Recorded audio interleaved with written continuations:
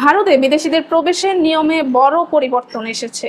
এতদিন বিদেশি ভ্রমণকারীদের বিমানবন্দরে পৌঁছে হাতে লেখা ডিসএম্বার্কেশন ফর্ম পূরণ করতে হতো।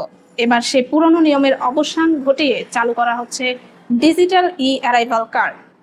1 অক্টোবর নতুন এই নিয়ম কার্যকর হবে। এর ফলে ভ্রমণকারীদের আরও বিমানবন্দরে দাঁড়িয়ে ফর্ম পূরণের ঝামেলায় পড়তে হবে না। ভারতের স্বরাষ্ট্র মন্ত্রণালয় জানিয়েছে, এই পদক্ষেপ ভ্রমণ প্রক্রিয়াকে আরও সহজ করবে। বিমানবন্দরের দীর্ঘ লাইন কমে আসবে, যাত্রীদের সময় বাঁচবে এবং ইমিগ্রেশন প্রক্রিয়া হবে আরও দ্রুত ও আধুনিক।